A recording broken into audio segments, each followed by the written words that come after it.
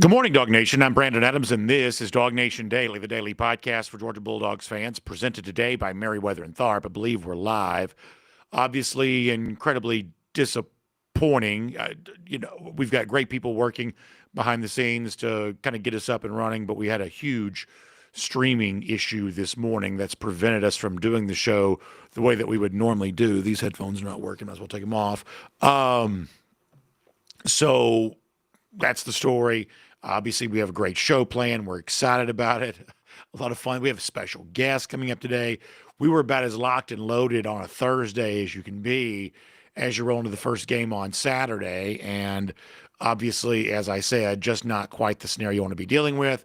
You wouldn't believe the activity that's gone on to try to figure all this out. Obviously, I'm fairly useless when it comes to that, but there has been a lot of that today to figure out why it was that we weren't able to stream the show the way that we normally do. So next best thing, you pivot, you try to do the show as best as you possibly can. We believe that we'll be able to do that today. I was even excited because I got a brand new shirt to show off today. I was feeling really good about that, but obviously things very different than we originally thought they would be. That said, we do think there's a fun narrative emerging around the game for Georgia against Marshall, based on some of the things the Marshall players have said. One of the most important position battles for Georgia is apparently ongoing. We think we have some idea of who might be winning that, or at least ahead in that competition right now. That may be the better overall way to say this. And key update from Kirby Smart on a hot topic from yesterday's show. We'll give you that and let you decide for yourself what you think might be going on there. But ultimately, Smart has weighed in pretty heavily and pretty clearly on the issue of an important Georgia player apparently not battling injury as it was reported yesterday, at least according to Kirby Smart. We'll tell you about that. Plus, we'll have a special guest. It is all on the way. It is DawgNation Daily, the daily podcast for Georgia Bulldogs fans, presented by Merriweather and Tharp, and it begins right now. Today's episode of DawgNation Daily is brought to you by Merriweather and Tharp, your source for Georgia divorce. Find them online at georgiadivorceteam.com. Presented by DawgNation.com. This is DawgNation Daily, the daily podcast for Georgia Bulldogs fans. Here's your host, Brandon Adams. DawgNation Daily. One of the things I believe my job is to be as transparent as possible. I just did that with some of our video audience a moment ago. Really weird scenario this morning, kind of impacted the way we normally do the show, and you can't pretend otherwise. You can't hide that. You just have to own it and call it what it is. And so you admit it, you make the best of it, and then you move on. And that's exactly what we did. Another example, though, of why I think transparency and just being candid is a really valuable thing is when it comes to the actual content we discuss on the show. Of course, you already anticipate this is true, and it is. There is nothing better than talking Georgia football with all of you on a daily basis. It's my favorite pastime. It's one of my favorite things to discuss. To come in here and do this for a living is just an outstanding experience. I love everything about it. And yeah, while you talk about Georgia football every day, especially in the season with the game coming up on Saturday, one of the things you're always hopeful for, because I'm in the story business, you're always hopeful for a good story. Good story makes the content better, which makes the show better. So while I root for Georgia football to win, I like a good story to build our shows around.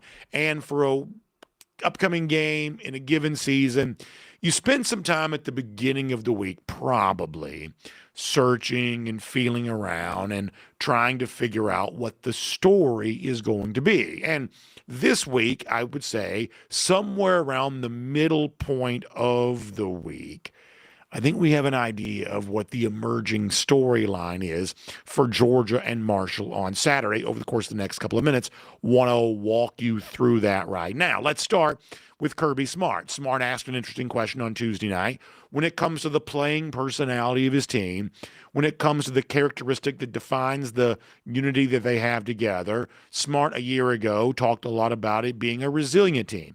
And we saw that on display. Comeback against Georgia Tech. Following week, SEC championship, comeback win against Texas. Can't do those things if you're not resilient. Georgia a year ago was resilient. That may have been the word that defined Georgia football last season. But is there perhaps a word that defines Georgia for this upcoming season? On Tuesday night, Smart talked about what he believes that might be and the way in which that identity is coming into shape just before the season begins. This is Kirby Smart. Yeah, I want it to take shape right now. I don't know what that is just yet, just like I didn't know last year. You don't really know until you hit a lot of adversity. The adjective right now that I've seen is hungry. And that's the one that you seek most, the fire, passion, energy, the new guys getting an opportunity. I hope that continues to pronounce itself. I want to see more of that. But, it's hard to tell without playing the game.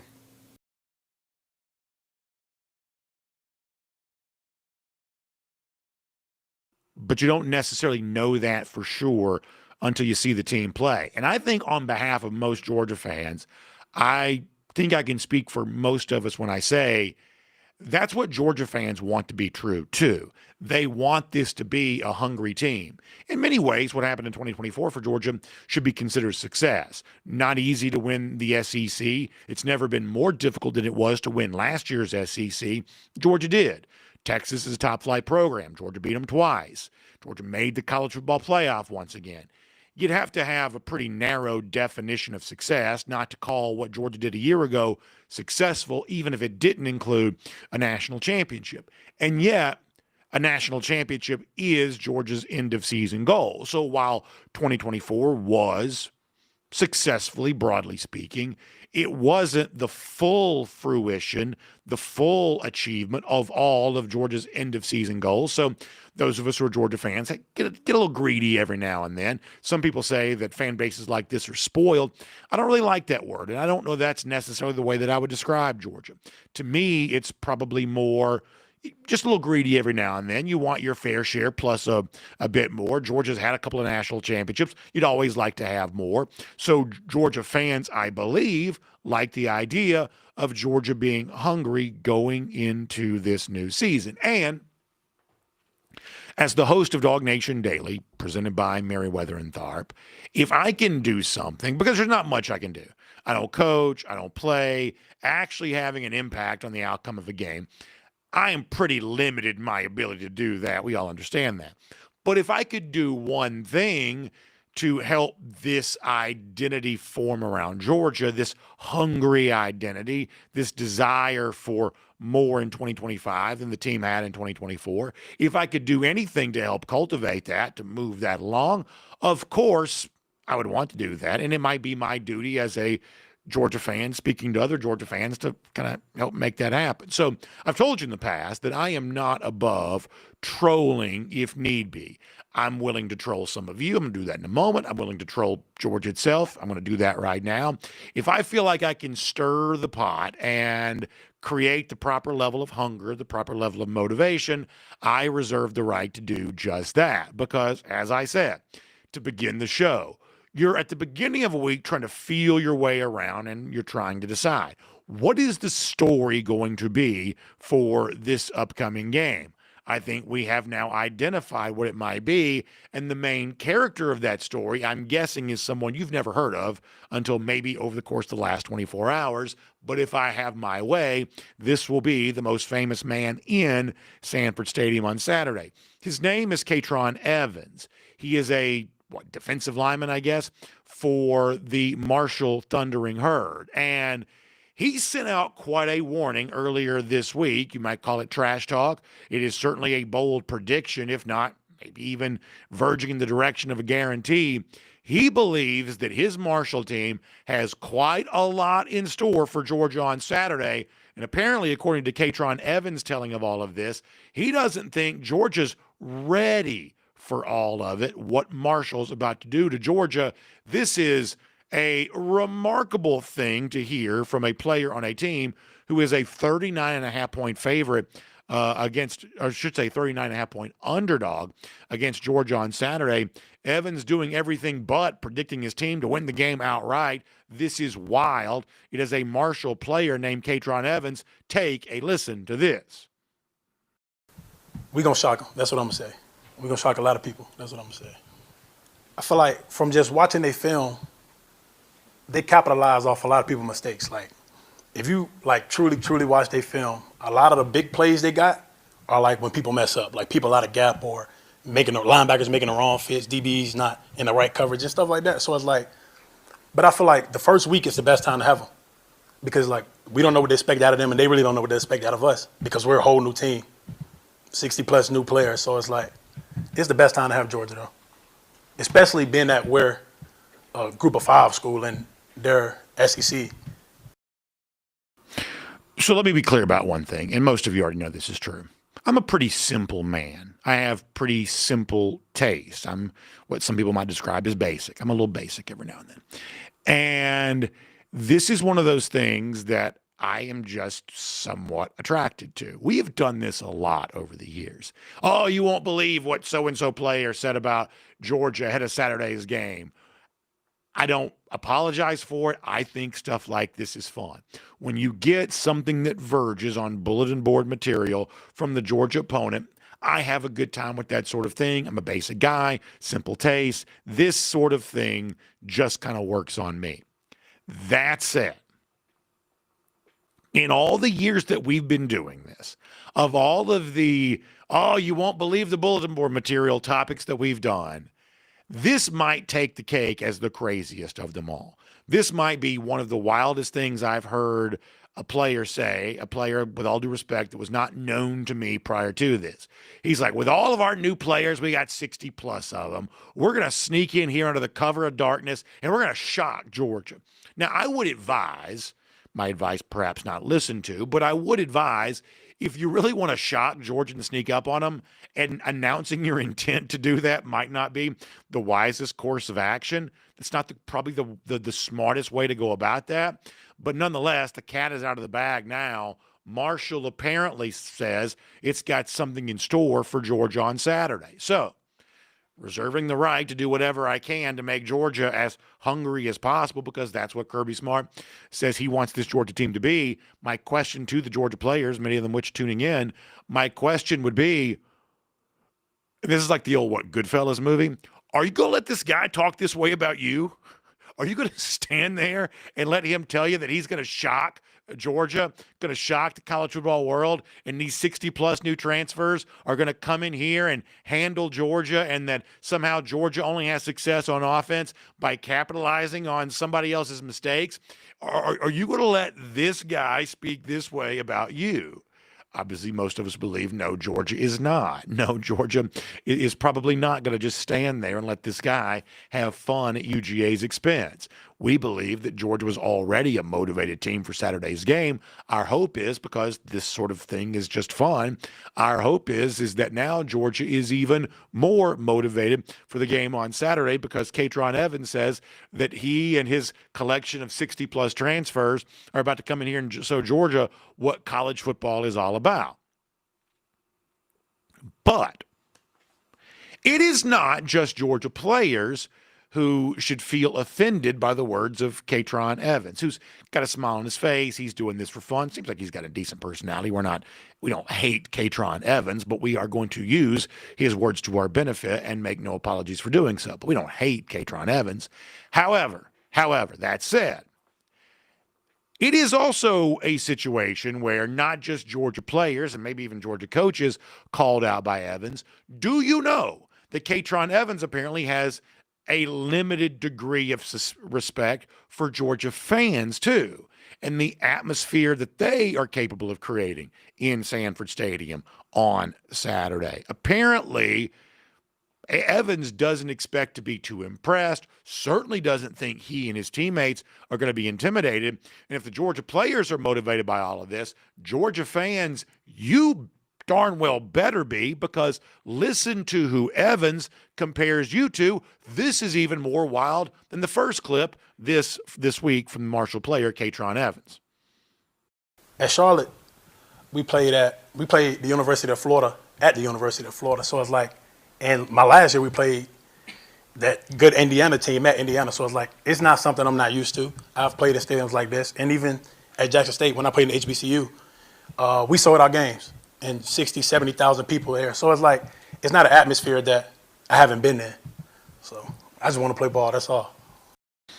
All right, so A couple of things here. First of all, the Swamp, Ben Hill Griffith Stadium, it's one of the few stadiums in the SEC I've never been to. They say the atmosphere is pretty good. I'll allow that. My thought is it can't be that great because Florida loses a lot of home games these days, but fine. The reputation, the Swamp's a tough place to play. He says he's played there. I'm fine with that. He talks about games being sold out at Jackson State. I don't have a lot of knowledge of that. He says that's a big atmosphere. I, as a generous person, as someone who tries to think the best of people, I'm going to take him at his word on that. Maybe Jackson State. I did look it up. The stadium does hold 60,000 people, which was a surprise to me. So I'm clearly not fully in the know about this. I'm going to take his word on that. I'll give him Jackson State. He's played at Jackson State. I'll allow that. He's played at Florida. I'll give him that. People say the Swamp's a tough place to play. When I was a kid, it certainly was. Current recruits, current players weren't alive when that was a really dominant home field advantage. But historically, it's been the case.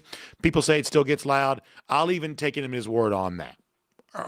I'll stipulate those two things as true and factual right now. Here is what I cannot do. Here is what I cannot allow. Here is what makes me want to cut a promo, old school, WCW wrestling style. I cannot sit here and tolerate Georgia being compared to Indiana. I'm sorry. I cannot do that. I'm sorry. I am going to lose my mind about a player named Katron Evans saying, I'm not worried about playing at Sanford Stadium because last year we played at the, as he calls it, the good Indiana team. I can't have Athens, Georgia compared to Bloomington, Indiana. I just can't have that. And my hope is every Georgia fan within the sound of my voice, of which there are tens upon tens of thousands, I would hope that every Georgia fan within the sound of my voice takes this as an absolute insult, a direct accusation that you are somehow feeble and inferior as a college football fan because being between the hedges on Saturday, he's prepared for because he saw the house of horrors that was whatever they call the stadium in Bloomington, Indiana. If that's not the most offensive thing you've ever heard, I don't know what to tell you. So let me sum all this up this way. A lot of the stuff this week, and I like this, has been boy, it feels great to have college football back. Feels great to be with friends again.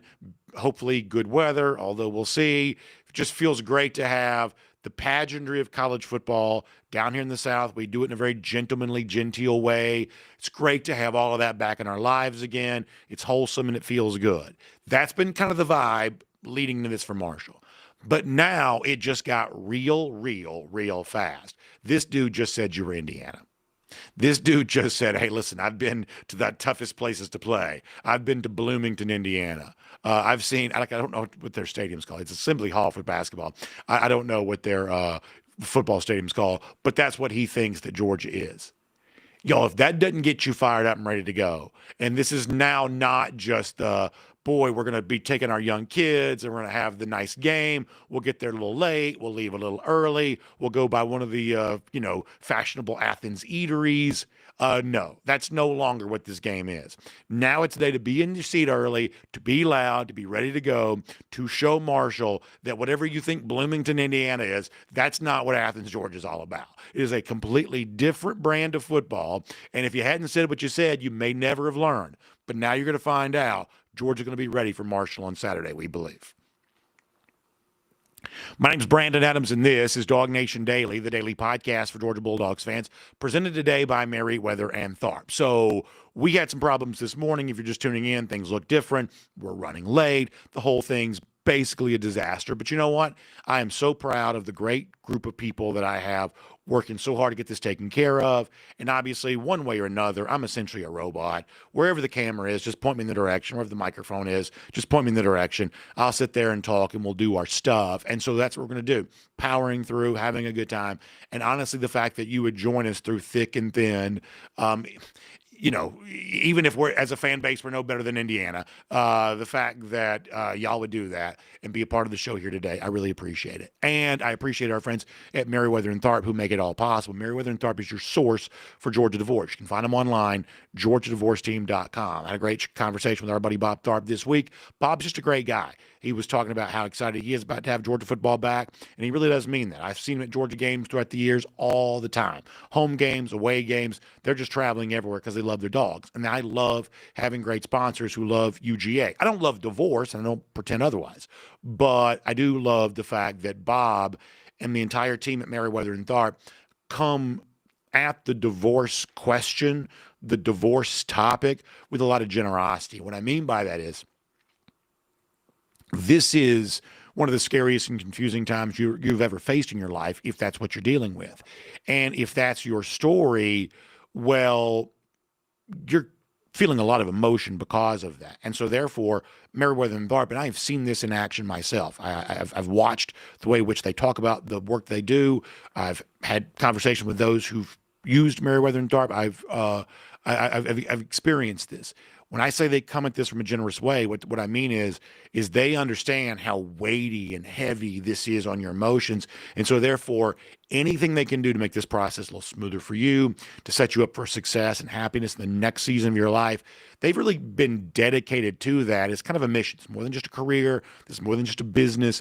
This is really a mission-oriented activity of, hey, for people who find themselves in a tough set of circumstances, how can we make it a little bit better, and how can we make the future a little bit brighter? That is what Merriweather and Tharp is all about. So if that's what you feel like you could use a little bit of right now because you find yourself in a marriage that may have come to an end, whether you've done it, whatever the story is, that's your personal stuff.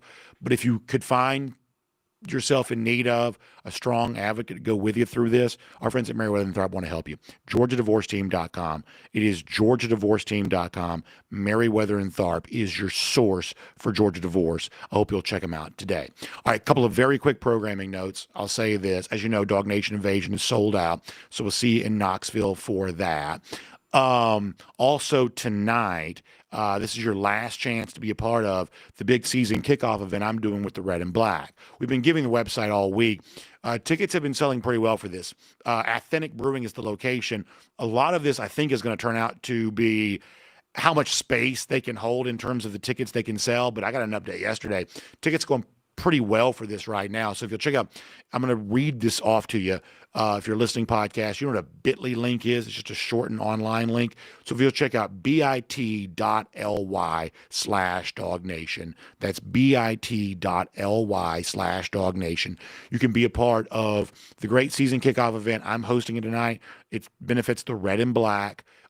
David Pollock's going to be there. Mark Schlabach's going to be there. Tony Barnhart's going to be there. An awesome event. All of it benefiting the Red and Black. I'm proud to be able to moderate the event, talking college football with Mark and David and Tony. It's really a dream come true for me. You'll have your chance to ask them questions too. I think it's an awesome season kickoff event. I'd love to attend it. I was blown away by the privilege of being able to moderate it. So we're doing that tonight, Authentic Brewing. If you want your tickets, bit.ly/DawgNation. Easiest way to go get there. Okay, now, let me give you one of the reasons why we're really excited about today's show. We're running just a little bit late on him, but we'll obviously jump to this in just a second. We have a very special guest for the very first time on the show today. We were supposed to have Terrence Edwards as per normal, but the whole stuff we've been telling you about obviously prevented us from being able to do that. But how about this? For the very first time today, one of the most beloved dogs in recent memory, the great former UGA kicker, Rodrigo Blankenship, is going to be on our show coming up in just a couple of minutes. I'm really excited about having Rodrigo on the show. I think you're all going to love hearing from him. Really looking forward to Rodrigo Blankenship, Hot Rod as he's known. That comes up in just a couple of minutes' time. Prior to that, though, let's quickly go around the doghouse today, presented by our friends at Daytona Beach. And let me start with this as we're around the doghouse. Update from Kirby Smart yesterday. We talked about reports that were out there, multiple reports related to some sort of injury that Joenel Aguero had apparently. We always joke about the difference between sustaining an injury and suffering an injury. Sustained is, okay, well, you're probably going to be okay. Suffering an injury means it's going to linger for a while. And we joked yesterday saying, hopefully this is just sustained an injury and not suffered an injury. We said we don't really know for sure, but apparently something had gone down at practice. Well, yesterday, the SEC teleconference that every SEC coach is a part of on Wednesday, Smart pushed back pretty hard on this. I don't know if we have the quote to show you on air, because yeah, we do. Okay, so this is DawgNation.com. The quote is, Joenel Aguero is our star. That's the nickelback, the extra defensive back. As far as any kind of injury he may have sustained, Kirby says he's fine.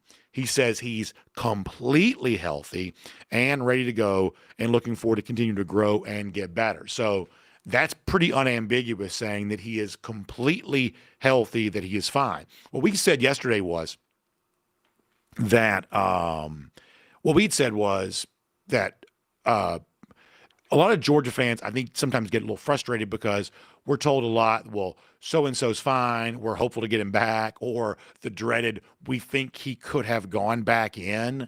When I hear that as a fan, I just, for the most part, think the worst. I'm assuming you're back there in the back sawing his leg off. When I hear either so-and-so could have gone back in, we think he's going to be fine, we're hopeful to get him back. As I joked yesterday, it feels like the road to hell sometimes is paved with these pretty soft descriptions of injuries that Kirby thinks are no big deal, but somehow linger a lot longer than they're supposed to. In this case, though, we have no other choice other than just kind of taking Kirby Smart at his word. So that's what we're going to do. He says Aguero is fine. That would lead me to believe that Aguero's name will not show up on the availability report for this week, and he'll play as much as a starter would on Saturday. We'll watch and see if that's the case. I was also at this point in the show going to transition and do some stuff related to an ongoing position battle as it relates to Georgia. I'm going to communicate here. Why don't we do this? Why don't we wrap up around the doghouse? We'll get ready to bring on Rodrigo, and then maybe we'll move some of this more towards the end of the show, because I do think a pretty interesting position battle is playing out for Georgia. And I think it's worth spending a little bit of time on, and maybe it makes sense to do that later in the show and wrap up around the doghouse right now. We don't have our two-way communication here, but I'm going to trust that's okay. We'll call that Around the Doghouse here today, presented by our friends at Daytona Beach. And around here, thankfully, we don't have too many hard days and tough times, but when we do, challenging stuff related to technology and how we distribute the stream and all that kind of stuff, when that happens, sometimes I feel like I could use a vacation. I feel like I could get to the beach. Well, for many of you, you're probably feeling the same way, that every now and then you're like, boy, I just need to get away. I need to get to the beach. Well, the good news is this upcoming fall for Georgia fans, you've got a couple of extra opportunities to do that. This is one of those weird calendar years where Georgia has not the one bye week, but 2 off weeks during the season. May I suggest those are great times to go visit our friends at Daytona Beach, or as you're heading towards holiday season coming up, early winter travel, because of the incredible collection of hotels and resorts available in Daytona. After all, it's 23 miles of shoreline, and those wonderful beaches all lined with beautiful hotels and fantastic resorts. That creates the kind of inventory that gives you amazing opportunities at savings. So if you'll check out DaytonaBeach.com/hotel deals, you can find out more about those saving opportunities here today. That's DaytonaBeach.com/hotel deals. I grew up going to Daytona Beach, really did. Every year, my family and I went to Daytona Beach. So when I watched the video, in the industry, we call this B-roll. When I watched the B-roll play of the Ponce Inlet Lighthouse, the Main Street Pier, Daytona International Speedway, all the famous landmarks around Daytona, it brings back a flood of memories to my mind. And I'm thankful for the new memories that folks are making at Daytona Beach each and every day, week, month, and of course year. And we want you to be a part of that too. So check out DaytonaBeach.com/hotel deals for more on that today. That is DaytonaBeach.com/hotel deals for more on that today. All right, we're sort of doing this on the fly here right now. Told you, special guest. Do we have Rodrigo Blankenship? Are we okay on that? Maybe we do. We'll get ready to bring on Rodrigo Blankenship. Yes, we do. How about Rodrigo Blankenship here today? We'll forego music or anything like that and just get ready to say hello to him. Rodrigo, we were fans of yours for a long time here at UGA. Loved your career, a lot of outstanding moments, and we appreciate you being with us here today on DawgNation Daily, presented by Meriwether and Tharp. Thank you so much for your time. Absolutely. Thank you guys so much for having me on today. So I think about you and the great moments, certainly very early in the Kirby Smart era. And I don't know, it's one of those things that starts to feel like now as we go into year 10 of Kirby Smart, it starts to feel like a little bit of a long time ago now. As someone who saw Kirby beginning his coaching career, obviously the early success, the time just before that success too, by the way, and then the first big breakthrough season in 2017, what have you made of what the program has become since then and the way that Kirby Smart has grown as a coach over the course of that time? Yeah, I mean, I think it's been incredible to see how the program has progressed since I first got there, and since Coach Smart first got there as well. I mean, to go from our first season in 2016 when he took over, I think that we were 7-5 in the regular season, and then had a Liberty Bowl win to finish 8-6. It's a decent season, but obviously everybody has to start somewhere. And now the program is in a place where the expectation is that we're going to be going to the college football playoffs every single year now, especially with it expanded to 12 teams. And I think that it's been tremendous. Coach Smart has had tremendous success building the program, getting it to a place where they're a national powerhouse every single year.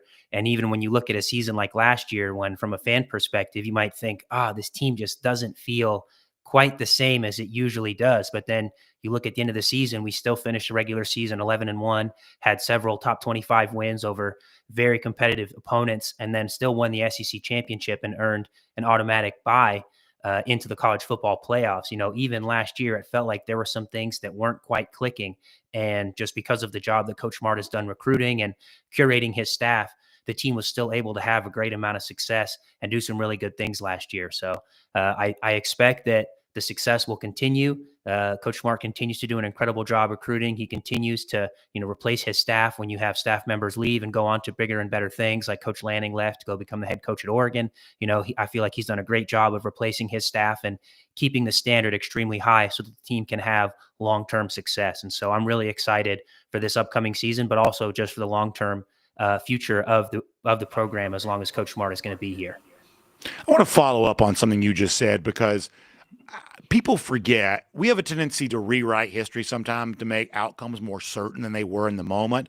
A lot of people remember 2017, where it's college football playoff, obviously the thrilling game-winning kick you had at Notre Dame, and what became a magical ride after that. People remember all of that. But in 2016, all of the success that would come, that was far from certain at the moment. It's weird for now Georgia to lose any game, but there was a stretch of 3 consecutive losses in that season. I'm curious, watching the coaching staff go through that, the other players go through that, you were seeing that at the time. What was the internal confidence like, even during tough times and challenges, that there would be great moments for this program to come, and that a foundation was being built? You couldn't prove it with on-field results at that time, but the success would be shortly on the way. What was the level of confidence like internally in a year like 2016, when for a rookie head coach with a roster, it was a bit of a transition, not what things would be? What kind of internal confidence existed at that time? Honestly, I think that the internal confidence was high in the locker room. I think that we had a lot of faith that what Coach Smart was trying to establish was going to be successful over a long period of time. And it just took a little bit of time for everybody to really buy in to the new way of doing things, just the new habits that you had to have if you wanted to have success under Coach Smart's regime. It just took a little bit of time for everybody to buy in, for everybody to be committed to the new way of doing things. And so I think that even during that season, when things weren't quite clicking on all cylinders, I think that we still had plenty of faith and plenty of trust that over time we were going to get to where we wanted to go. We just had to fully commit and fully buy in. And then sure enough, in 2017, you started to see the results happening. And I also think that, when you have coaches come in to big time programs, they don't always have the amount of success that we had in Coach Smart's first year. I mean, you don't always have a first-time head coach come in and have a winning record in his first season with a new organization. I think about a coach like Coach Prime. In his first year at Colorado, they did not have a crazy level of success in his first year. It took until the second year for us to now start to realize that he also has a good thing going at Colorado. And so, I think that Georgia fans now, we have such a high expectation for what the organization is going to be like. I think that we also had high expectations for Coach Smart in his first year, considering there was a great deal of success with Coach Rick during his era. But I do think that all things considered, we still had a fairly strong start to Coach Smart's tenure at the University of Georgia, and now there's no looking back. I think that's really well said. Transitioning, one of the hot topics for Georgia this year, it's a brand new, for a full season anyway, starting quarterback with Gunnar Stockton. On the one hand, Stockton comes across as seemingly very comfortable in his own skin. I thought he played really well in the 6 quarters of postseason play that he gave Georgia at the end of last season. Not easy to be thrust into that role. I thought for the most part, Gunnar really thrived in a win against Texas and a game against Notre Dame that I certainly don't hang the loss on him. On the other hand, to a lot of outside observers, I mean, people around the country outside the Georgia program and maybe even outside the Georgia fan base, he's less heralded than some of the other quarterbacks that we'll talk about. And that makes him feel like an enigma, I think, to some of those media types, fans outside the program of, are we sure this is the kind of guy that can lead Georgia to success? He has less of a public profile, for instance, than, say, Arch Manning or some of the other quarterbacks we might talk about. So as someone who knows the game, how good do you think Gunnar Stockton can be for Georgia this season? I think Gunnar Stockton can be as good as the team needs him to be to achieve all of their goals this season. I think that if you look back at Gunnar's high school career, I think that he put plenty of great tape out there to show that he can be a quality quarterback at the next level. And I think that even in the limited appearances that we got to see from him last year, he showed flashes that he can be the guy that we need him to be. So I have confidence in Gunnar. I think that the locker room also has confidence in Gunnar. I think that the team really rallies around him and is really inspired by the way he plays. From what I hear, he's incredibly hardworking, and he just comes in, he clocks in. It's time to go to work. It's time to be all about his business. And I think that that mindset and mentality really proliferates out to the rest of the team. And, I think he's really going to elevate the team to rally around him and want to play their best for him. He just seems like that kind of guy that's going to have the locker room behind him. And that's exactly what you need as a quarterback. And I think that the talent we're going to see this year, even from, we didn't get to see it fully last year, but I think this year, all of his talent and his full skill set will be on display. And I think that he can absolutely be the guy that we need him to be to chase those big goals this season. Show of a Marshall player saying some things, and admittedly, I'm kind of a troll sometimes. I'm stirring the pot. I'm trying to make it into a big deal because I think that's fun. Sometimes, though, I get the perception, though, that Georgia, while it will never say things publicly, it doesn't like giving anybody the satisfaction, I don't believe. We get the sense that every now and then, privately, Georgia does find whatever extra motivation it can use. If it can be at slightly more of a fever pitch, seems like that's something that Georgia throughout the years has enjoyed doing. These coaches, I would say, come across as experts at being able to push the right buttons on stuff like that. As someone who's been in the program, what sort of things have you observed as far as that goes? Yeah, I think that one of the big things that I observed while I was there really comes when the team is doing well. That's really when I think Coach Smart really makes an effort to address, what we may or may not be hearing from the outside of the building. I remember in that 2017 season when we started to climb up in the rankings, started to get into the top 10 or the top 5. And, a lot of the discussion around our program was overwhelmingly positive at the time. We had climbed into the rankings, we're playing really well, putting out dominant performances week in and week out. And that's really one of the first times that I feel like Coach Smart made a point to kind of acknowledge any of the outside noise that we may have been hearing. And, at that point, the message was always, it's the rat poison. You may have heard that from another very well-knowledge head coach, but the rat poison, it's like all of this news that we're hearing on the outside, it's not going to be good for us. Everyone is going to pump us up right now, but the second you falter, it'll all come crashing down. And so really his messages has always been, we can't acknowledge what's going on outside the building. We have to focus on what we can do to get better every single day, focus on how you can be better in the film room, how you can be better on the practice field, how you can be better with your nutrition and your sleep habits, your hydration, all of those things, because that's what we can control. We can't control what the media is going to write about us. We can't control what our opposing, what the opposing players are going to say about us. All we can control is what we can control. And so I have heard that there has been some chatter from some of the Marshall players talking about their expectations for this game, kind of how they feel about our team, how they feel about Sanford Stadium, and more power to them. They had a great season last year. I think I was doing some research, and it was their first 10-win season that they've had in program history last year, won the Sun Belt Conference. So, they feel like their program is headed in a really good direction. And I think that is kind of lending to the confidence that a lot of their players have. I also know that this season has been kind of an off season of attrition for them, and they've lost a significant number of players to the transfer portal. Their head coach is now at Southern Miss. A large portion of their offensive production from last year has also transferred to Southern Miss. Excuse me if I said Ole Miss earlier, Southern Miss. So there are a lot of new faces in the building who are coming in, and they're like, hey, we're walking into the reigning Sun Belt championship room. And so I think that that is kind of lending to a lot of the confidence that they have. If that's what they have to do to get ready for the game, then so be it. But I think that if I'm a fly in the wall in the locker room, I can just imagine Coach Smart saying, it doesn't matter what you guys see online right now. All we can do is focus on what we got going on in this facility and on these practice fields. And if we take care of our business, it doesn't matter who walks out onto that field on Saturday. We're going to like the results when the final whistle blows.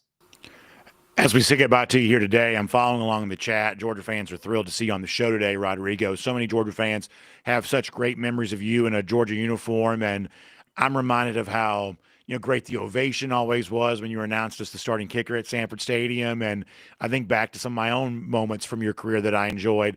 I'm hopeful that your memories of your time at Georgia are as fond as all of ours are, because that was a special era in Georgia football. And it's one that, even with the national championship in recent years, we look back on those days as times when this program is being built up and laying the foundation for what it's now become. I hope that you have just as good a collection of memories from your time at Georgia as many of us do from your own time playing there. Yes, I do. Absolutely. I will look back on my years at Georgia, extremely fondly. I would say it was, 5 of the best years of my life so far. Obviously, I still have a lot of life left to live, but I had a great time while I was at the University of Georgia. I had so many incredible memories. Kicking the game winner against Kentucky in 2016 and doing the first helmet interview was one.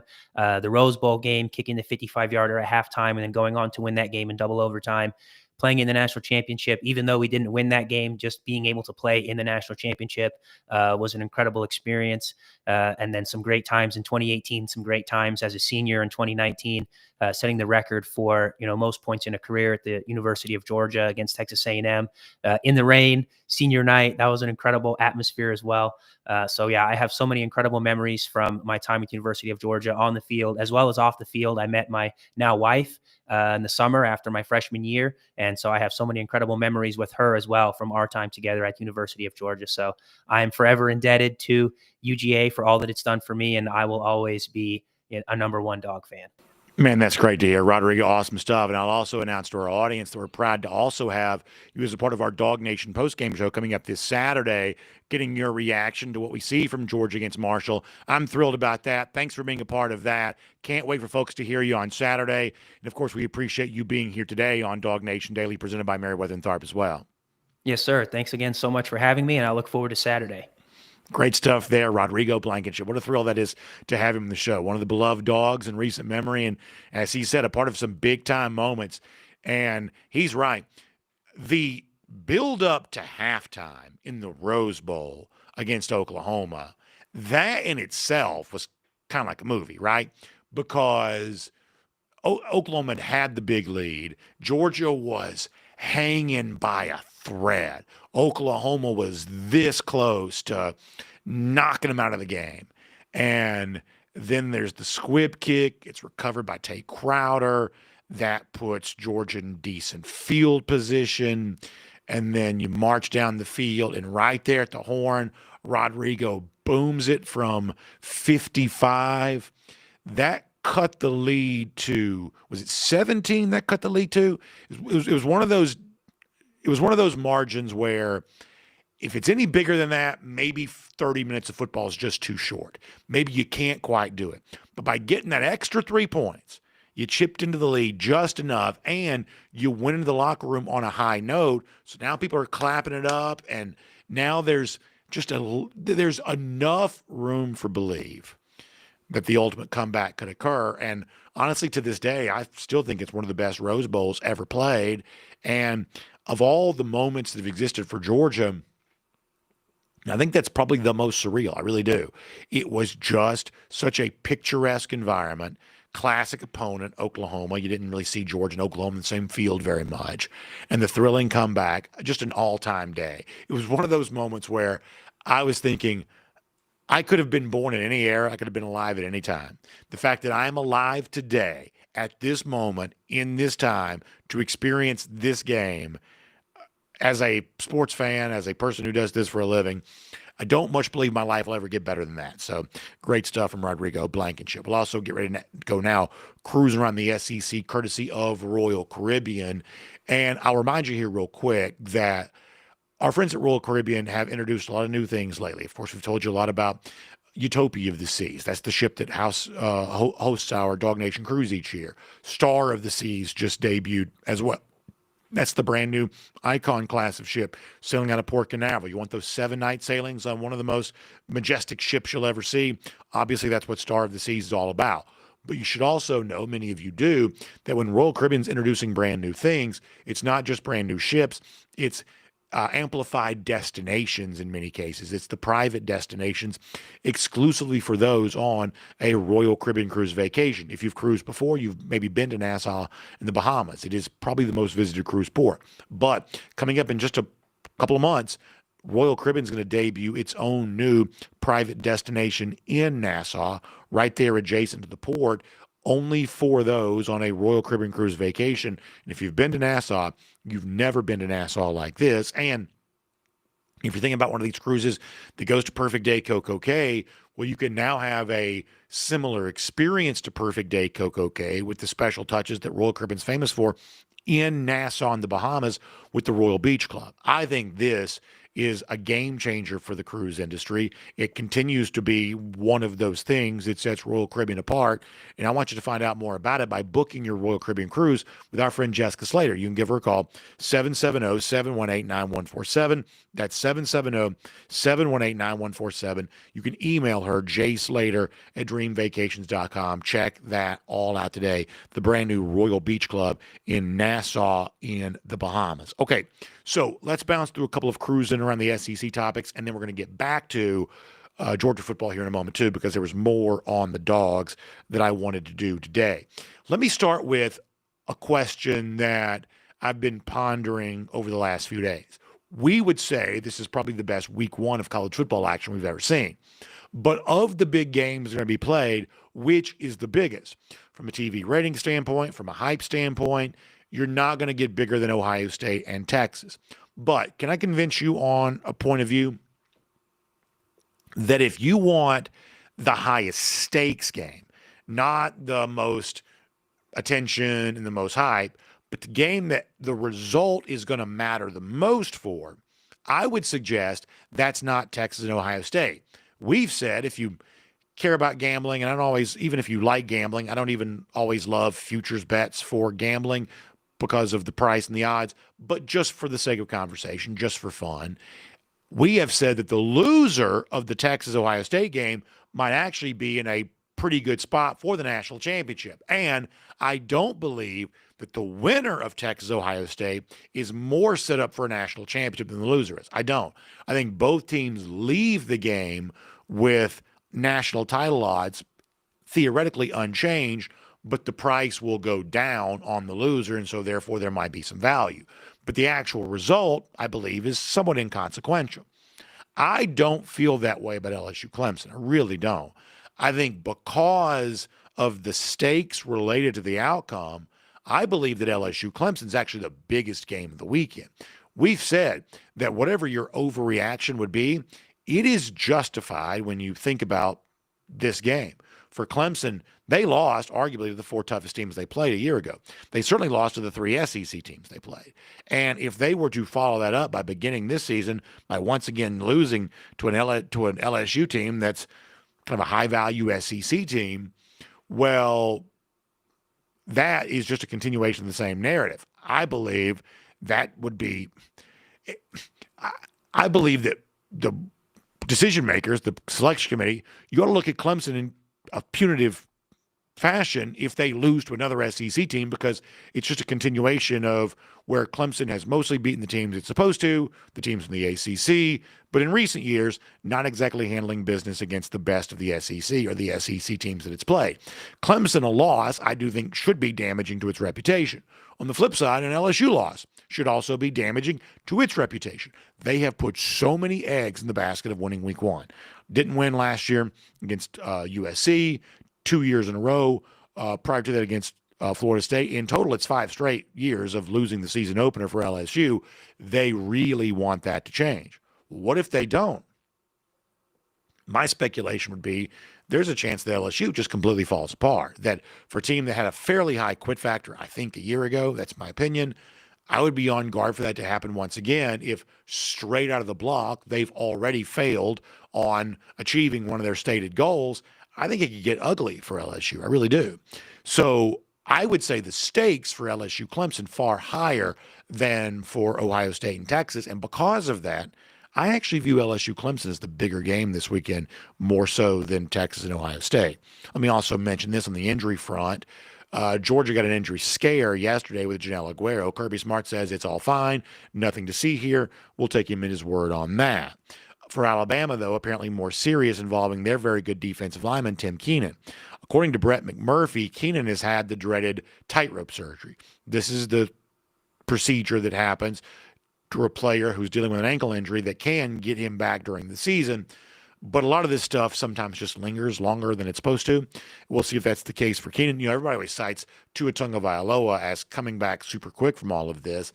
Seems like that is not the reasonable comparison based on other tightrope procedures. I'm no medical expert, just my observation. But Keenan, who's a pretty big part of the Alabama defensive story, is going to be dealing with an injury for a while. Georgia fans are within their rights to wonder, how about that last Saturday in September? Is he still banged up for that one? I guess we'll have to wait and see. Maybe he will be. This is a pretty big name from the Alabama defense. I think generally speaking, fans have a tendency to overrate individual single injuries. I don't know that one injury necessarily changes the fortunes for a defense or either side of the ball. A series of injuries can be problematic. So I don't know how much this dramatically changes the situation from Alabama, but just at face value, it's not good. And it certainly, if he's not playing for Georgia, reason to believe he might not, that creates a problem there too. Let me also mention we've got a Thursday slate of games coming up. I'll run through this quick. There's a lot of games to be played tonight. I don't know that any of them are necessarily all that interesting. There's been a lot of gambling steam on Rutgers against Ohio. Do with that what you will. East Carolina, NC State, that's a sneaky rivalry. Best game might be, it's probably Cincinnati, Nebraska. That's Dylan Raiola. So you got that going on. That's probably the best game. It's better tomorrow because you got what I think is a really fun game, Georgia Tech and Colorado, Auburn, Baylor. Better games tomorrow, but a decent number of games today. And for now, we'll make that cruise around the SEC courtesy of Royal Caribbean. Now, I want to get back into some Georgia football talk here in just a moment. We told you we'd give you some more of that. A little bit of a weird show for us today. So we're going to give you some Georgia talk here in the back end. I mentioned earlier that our DawgNation invasion to Knoxville coming up in a couple of weeks is sold out. Now, you may be hearing that and you say, well, gosh, I missed my chance to be there. And maybe you did. But you got one more opportunity here, courtesy of our friends at Kroger. Kroger is doing a DawgNation Invasion giveaway. Some lucky winner, along with a guest, is going to be on the riverboat with us that day for the wonderful buffet, the outstanding beverages, the bar, the DawgNation shows, UGA fans, all kinds of fun. And between now and September 1st, which is about to be here, folks, we only got a couple more days on this, you can register for your chance to win. Just simply go to DawgNation.com/contests. That's DawgNation.com/contest. You can register for your chance to win the DawgNation Invasion giveaway, courtesy of Kroger. Isn't it cool that Kroger wants to do this? I think that it is. I'm thrilled about it. I hope you win. Good luck to you. DawgNation.com/contests. Register for your chance to win, courtesy of Kroger. Okay, let's get back into now a Georgia football conversation that we wanted to address earlier in the show, because one of the things that inquiring minds of Georgia fans are going to be looking at on Saturday, some of these open position battles. Is Joenel Aguero really playing? Okay, good. What about cornerback? You get the binoculars out, you're looking to see. How about that safety position? You're looking to see that. One of the positions that I think that really deeply embedded Georgia fans will be curious about is what's going to happen at right guard. Seems like it's a spirited competition. Daniel Calhoun's been a part of it. Michael Weenie's been a part of it. Apparently, I've been mispronouncing his name. Don't want to do that. He deserves to have his name pronounced correctly. We'll do better in the future. Michael Weenie's a part of that. And lo and behold, here comes the freshman, Juan Gaston. Seems like he has been a big part of this too. Exactly where does it stand between this trio right now? And What we believe might also, while Micah Morris is a bedrock part of this offensive line, honestly, even for solid starters, they occasionally, early in the season especially, have rotated out too. Where do things stand in terms of a rotation for Georgia at the guard positions? This is what Kirby Smart said about that the other day. Yeah, those guys have really been competitive and gotten better. I mean, we've had young players show up, play well. We've had old players have days they play well. They've all had some nicks and bumps and bruises. Some guys have missed a little time in that guard competition. But, I mean, it's continuous, right? It's not even about this game and how we're going to play them this game. It's about today and how we're going to play them today and how we're going to practice them and keep getting guys better. So Kirby Smart obviously was at his most Kirby Smart best this week, not really revealing a ton. Certainly he's not going to announce a starter at the right. If he's not announcing a starting quarterback, he's not announcing a starting right guard. We're not surprised by that. I have told you, and I've been saying this now for a couple of weeks, I think I have seen enough, I've heard enough from people who know more than me, which is not a short list. I think I've seen enough and heard enough from those in the know that would lead me to believe that Juan Gaston is likely to win the competition at right guard. I think he probably starts. I've been wrong before. We'll just add this to the list if I'm wrong again. But I believe it's going to probably be Gaston. I think that Weenie's going to play. Daniel Calhoun, I think, is right there vying for some of that too. But I believe that Juan Gaston may win this competition, and he may be the starting right guard on Saturday, which I've said before, I think is kind of exciting. Anytime you add some new blood into a competition, sometimes newcomers just freshen up the spirit. They add some spice to the competition. I think it can be exciting. That's not to disrespect Weenie or Calhoun. I just think to have an additional player, because oftentimes you don't expect this from incoming freshmen, to have an additional player perhaps capable of playing winning football for you, I think that's a good thing. On the flip side of that, though, there is, for some coaches usually, some trepidation of, are we sure we want to put a starter, I should say a freshman in this starting role? Are we sure we trust a young man fresh out of high school to do this? Well, Kirby Smart was also asked this week his own thoughts about that. You have any concern about being a freshman maybe on the field for you? This wasn't about Juan Gaston in particular. It was about freshmen overall. But Gaston may be the most relevant name to consider as Smart says what he says. This is Kirby from earlier this week. Yeah, it's more is what it is for me. I mean, it's like the glass of water. Is it half full, half empty? It's just a half glass of water. It's not half empty or half full. I mean, I don't look at it and say the freshman's there. Is that disappointing? Is that promising? I look at it is what it is. Who's the best player that gives us the best chance to win, that can go in and be the most effective? That's simply it. And what do we tell them? Tell them to go do what they did in practice, because if they're out there for us, they earned it. They didn't get anything handed to them. They go out, they earn it, they compete, they play the best, and that's the guys that get to play. So if it does end up being true that Juan Gaston is the guy that emerges the way that Smart has described he wants to see somebody emerge, why might he be that guy? Well, one of the young men who does battle with Juan Gaston during practice, you'd assume almost every day, Jordan Hall, in very entertaining Jordan Hall style fashion, told us earlier this week what stands out to him about Juan Gaston. What can you tell us about Juan Gaston? Huge. Pause. But huge frame, youthful, like one of those energetic guys. Has a long way to go, but big frame, great feet. We Coach Smart say he a dancing bear all the time. You know what I'm saying? So he just has a good feel for the game. He's one of these younger guys that's coming in and taking everything all in and just having fun. So I feel like that's something that you could expect from Juan. Of all of the scouting phrases that you sometimes hear, dancing bear has always been my favorite, because it's both a little bit silly, but also it actually describes pretty well the athletic, the big athlete, the big guy that moves very well athletically. You kind of picture a dancing bear. Yeah, that's about right. And in the case of Juan Gaston, that's what we're led to believe he is. Jordan Hall, no small man in his own right, says huge pause for effect. That's how big Jordan Hall views Juan Gaston to be. When you see him for yourself, if you haven't already, you'll conclude the same thing. And yet the bend and the footwork and all of the things we associate with the athlete, the so-called dancing bear. Juan Gaston's got a lot of that too. This is one of the premier prospects on the Georgia roster at the moment, we think, and on Saturday we may get a chance to see that for ourselves. So there are a few position battles for Georgia ongoing. We think they go into the season. There may be some favorites to win some of those, whether Smart acknowledges it or not, and Juan Gaston may be one of those too. So wanted to give you a little bit more of that talk here today. Some fun stuff as we consider what Georgia might look like on the field this Saturday as you get ready for Marshall. And as we get ready to wrap up with you here today, we'll get ready to give you a golden shoe.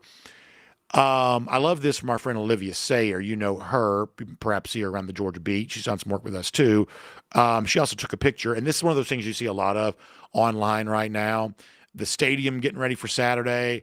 Olivia took her picture, and me, like so many Georgia fans, can't help but notice that what appears to be block lettering is back.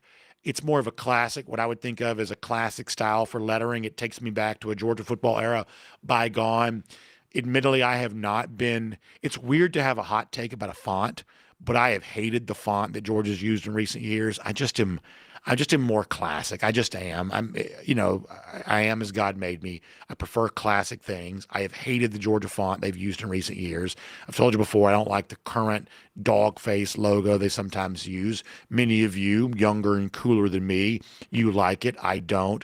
I love this block lettering, and I'm thrilled to see it back in the end zone and hope these Georgia Bulldogs are trampling on it in the end zone many times on Saturday. And Georgia fans, don't forget, they think you're Indiana. So hopefully you'll be ready to show them that's what it's all about here this upcoming weekend. Lousy, stinking Gators. We'll take care of Marshall this week, handle more business with them later on this fall. How about 1,755 days? A Hank Aaron-style number. 1,755 days. That's how long it's been since Florida's beaten Georgia. It's our Gator Hater Updater. Y'all have a great day. We'll see you back tomorrow, hopefully under normal conditions, for DawgNation Daily, presented by Merriweather and Tharp. We'll look forward to talking to you then. And on video, time now for the R.S. Andrews cool down. We hope you're doing great. Sorry about all the problems. Thankful for the people who help us work on it. But look, can't help but be disappointed. Of course I am. We're going to do calls today. Now we can't. I had a nice new shirt. I was proud to show that off. Just super disappointing. Can't pretend otherwise, but we also soldier on. We'll try to do a good show. I'm going to do a couple of minutes worth of comments. I can't do them real long, y'all. We're already running so late. Jonathan Aaron says, stop lying. We know you just had one too many long drinks. Let me tell you something. I wish that was true. If that was true, I'd own it and be proud of it. I may go have one too many now, but no, I wish that was the case. Let us see what else. Matt Rugavina says, speaking of old school, I decided to wear the 2021 National Championship shirt today. I'm all about it. I love it. I like stuff that specifically says 2021 National Champions because it speaks to a time in which, for Georgia fans, that was the ultimate accomplishment. And then a year later, now it's back-to-back national champions, and which is obviously better, of course. But there's something to me quaint and wholesome about the 2021 stuff because that was the greatest aspiration we had. That was a moonshot for us at the time, and lo and behold, you come back and do it again.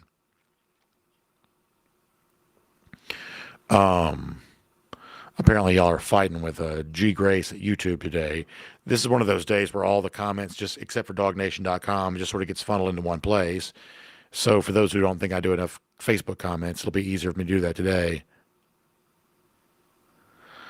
Matty Go says our quarterback is mid, LOL.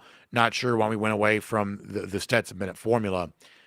So here is the one thing that I try to do as it relates to my football thoughts. And I'm not an idiot. Like I'm dumb, but I'm not stupid. You know what I'm saying? Like I know sometimes more than I pretend to. But I also try to be really aware of what I don't know. This is one of the reasons why I like picking games. I've told you before that I wrestle with, well, how much should we lean into predictions and picks and odds and things like that? There's a school of thought that you shouldn't because it's obviously just a destructive habit for some people, and you want to show respect for that. But on the flip side, I do think there's something that's really important to learn when you make a prediction and then track the results of that prediction. What you discover is that predictions are really hard to do accurately. The professional gamblers only get things correct about 55% of the time. That's a profitable formula right there. If you can, at basic pricing, get 55% of your picks correct, then you can make a living being a sports gambler. Most can. They think they can, but they can't. So if professional gamblers can only get their picks right about 55% of the time, then the knee-jerk reaction hot takes that we have, they are also, at best, at least theoretically, only going to be correct about 55% of the time. So a good word of warning for football and anything else that you encounter in life: be careful of what you think you know for sure, because even the people who make predictions for a living are still going to be wrong almost half the time. So when I come on the show and I shoot off my opinion, loudmouth as I am, I try to do so with the humility of, my opinion needs to be clear. You need to understand it so you can decide which side of the discussion you want to be on. But my opinion isn't going to be correct much more frequently than chance dictates. Hopefully about 55% of the time, but not 60 or 75% of the time. That's just not, it's just not going to be. So what am I getting at here? What I'm getting at is, whether you think you know so-and-so is going to be great or so-and-so is going to be terrible, just leave some room for the assumption you might be wrong. Because, going against the quote-unquote Stetson Bennett formula, a lot of us lived through that. And the idea that the Bennett formula was certain to succeed, boy, not for a lot of people during that time. There was a lot of very strong opinions from people who would just simply assume they couldn't be wrong. And in retrospect, they were very wrong. And honestly, I feel sorry for them. I really do, because I'm afraid that there were a substantial number, for what we just talked about, the joy of winning back-to-back national champions. I think there are some Georgia fans who missed it. I really do. I think there's some Georgia fans who missed it because in a day and age in which it's so easy for Georgia fans to communicate with each other, some of them got wrapped up in their own opinions of how it would or should play out, and it became more about themselves than the team they were watching. And so as we move into a new season, and I say this in loving kindness, as we move into a new season, be careful about what it is that you know for sure, and be humble enough to realize, as your humble host, this is true for me too, be humble enough to realize that even at our most correct, we're still going to be wrong about half the time. Just something to remember. Alex Lundy checking in to say Dawgs. I love it. Let me go specifically to DawgNation.com to get a few comments there. David Valentine's checking in. Glad you're here. Johnny Surf Dog says I was wrong about Stetson. And I don't think any of us should feel bad about being wrong about certain things. I just think going into it, we should have a tiny degree of humility. Now, it's not fun to argue as if you are wrong, because if that be the case, then what's the point of arguing? It's not fun to do that. But we do. You'll hear me say this in the show. Hey, I've been wrong plenty. I may be wrong about this. You hear me say this plenty. It's just a small caveat. It's not a tick, although I probably have some. It's just a small caveat to say I'm a loudmouth, but I'm not a blowhard. I don't assume that I have the market cornered on the absolute total truth. And as Georgia fans are fighting each other on social media or fighting each other on chats, fighting each other on message boards, just a small caveat of, this is the way that I see the world, but my opinions don't always turn out to be true. I think that makes the world a lot better place, in my humble opinion. Bo Molinari says, listen, I don't care. He's a Texas A&M fan. I'm running full-fledged into the preseason hype. So there you go on that. Matthew Goodwin says, I hope that Bobo gets it done this year so people will be humbled like they were with Stetson. I have definitely questioned some of his play calls over the years. Yeah. And I think we're all well within our rights to do that. I think most of us are in the same boat. We love Georgia football, but we also are free to call balls and strikes. For instance, broadly speaking, I believe that Mike Bobo is a pretty good offensive coordinator. I think he's hopefully set up for success this season. But I still hated the goal line sequence at South Carolina in 2014. I wasn't happy about that. Didn't think it was good. That we may think Kirby Smart is a great coach, and clearly he is, but no man is infallible. And I'm not going to treat any man like they are. I'm simply not. Kirby Smart's not my God. I won't worship him. He's not my boss. I don't work for him. So if something is not good, we're going to reserve the right to say it. Clearly. But when it comes to some of that stuff, we also don't want to go too far the other direction where all of a sudden now our whole personality ends up being about whatever grievance we have with some Georgia coach, some Georgia player. That's just not what it is. So when there is something worth criticizing, I'm not mad at a Georgia fan for wanting to do that. Also, when Georgia fans act like a situation is static, meaning it is now set and can't be changed, well, that's where you probably run into some problems. So let me go over here to DawgNation.com just for a moment. Obviously, kind of a messy day. We're getting comments a different way, but I want to specifically go to DawgNation.com. All right, let's see what's happening over here. Richard D says, who's your pick to have the most rushing yards, receiving yards, sacks, interceptions on Saturday in Athens? So that's just for this particular Saturday. I think my Saturday answer would be the same as my season-long answer. I'm going to give you Noah Thomas, Nate Frazier, sack-wise. I may give you Chris Cole on that. I may give you Chris Cole, I think. Interceptions. It'd be nice to see Georgia get one. How about that? What if Ellis Robbins got an interception? That'd be pretty fun. Nan Chandler, is it Bader? Did I say that right? Bader? There is, I guess, some threat of rain on Saturday. Hopefully not, but it appears there's some threat of rain. Maybe not during the... Cambo Sly says he's a big fan of the newer Bulldog face logo. I don't care. Yeah, I mean, honestly, there are a lot of people who like it.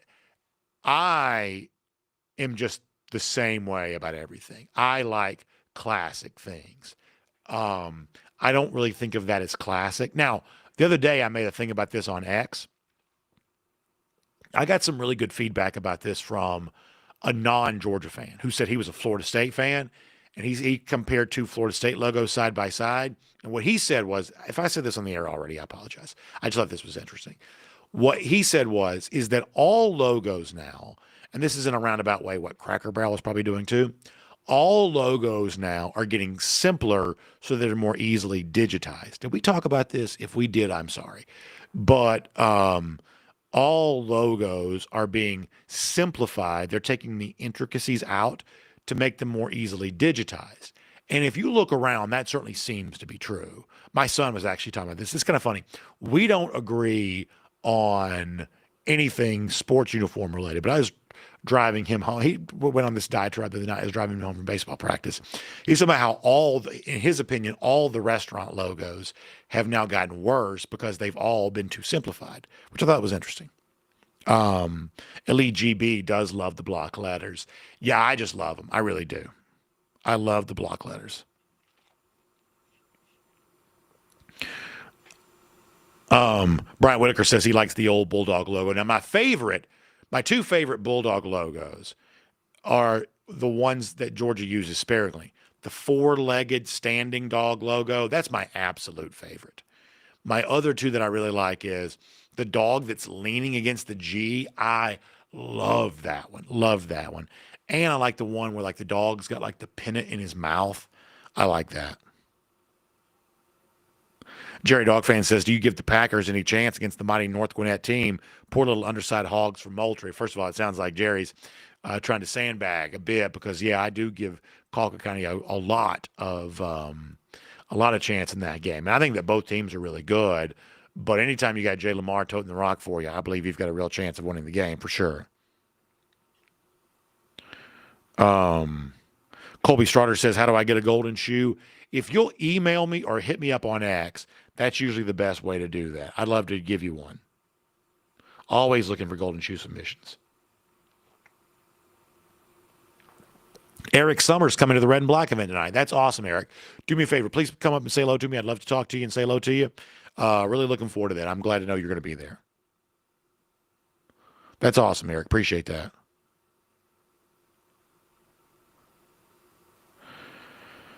Ken Holcomb enjoyed Rodrigo Blankenship. Yeah, we're looking forward to having Rodrigo on the post-game show. Then after that, we'll see. Who knows?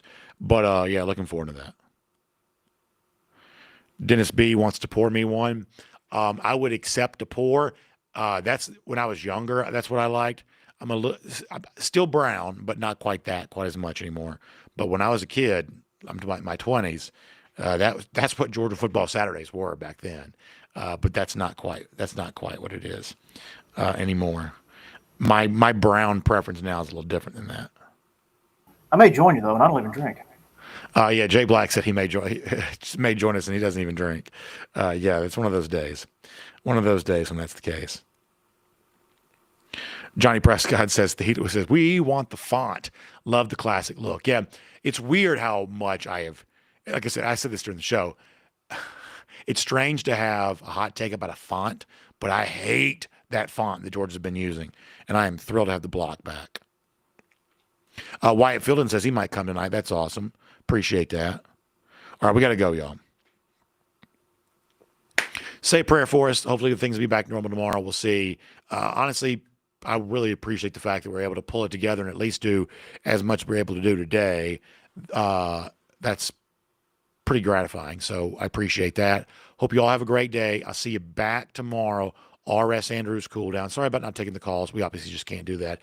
We're not using our normal system. Check out R.S. Andrews online, rsandrews.com. Air conditioning, heating, plumbing, electric needs. They show up on time.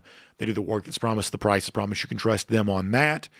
Back tomorrow for DawgNation Daily presented by Meriwether and Tharp. We'll look forward to talking to you then.